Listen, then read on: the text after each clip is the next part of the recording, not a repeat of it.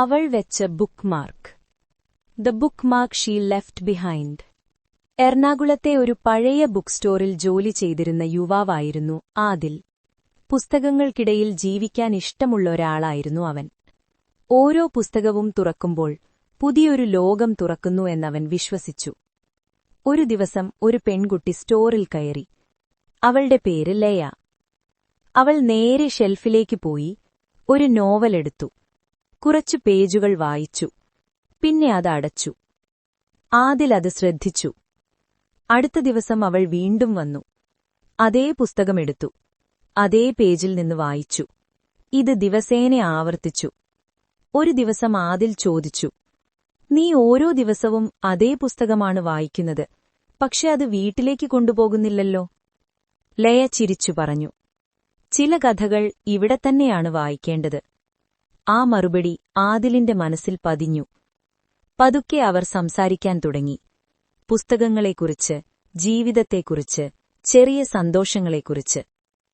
ദിവസങ്ങൾ കടന്നുപോയി. ഒരു ദിവസം ലയ ഒരു ചെറിയ ബുക്ക് മാർക്ക് പുസ്തകത്തിനുള്ളിൽ വെച്ചു. ആദിൽ ചോദിച്ചു, "ഇതെന്താണ്?" ലയ പറഞ്ഞു, "ഇതൊരടയാളം, ഞാൻ തിരികെ വരാൻ."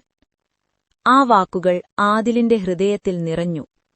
പക്ഷെ അടുത്ത ദിവസം ലയ വന്നില്ല. അടുത്ത ദിവസം പോലുമില്ല. അവൾ അപ്രത്യക്ഷമായി. ആദിൽ ആ പുസ്തകം തുറന്നു. അവൾ വെച്ച ബുക്ക്മാർക്ക് ഇപ്പോഴും അവിടെയുണ്ടായിരുന്നു. അതിനുള്ളിൽ ഒരു ചെറിയ കുറിപ്പ്: "ഞാനിവിടെ നിന്നു പോയാലും ഈ പേജ് പൂർത്തിയാക്കാൻ ഞാൻ ഒരു ദിവസം തിരികെ വരും." വർഷങ്ങൾ കടന്നുപോയി. ബുക്ക് സ്റ്റോർ മാറി, ആളുകൾ മാറി. പക്ഷെ ആ പുസ്തകവും ബുക്ക്മാർക്കും ആദിലിന്റെ കയ്യിൽ തന്നെ ഉണ്ടായിരുന്നു. ഒരു ദിവസം ഒരു പെൺകുട്ടി സ്റ്റോറിൽ കയറി.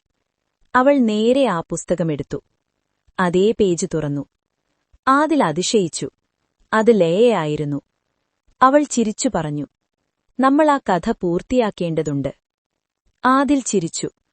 "ഞാനത് അടയ്ക്കാതെ സൂക്ഷിച്ചു." അവൾ ബുക്ക്മാർക്കെടുത്തു. പുസ്തകത്തിന്റെ അവസാന പേജിൽ വെച്ചു.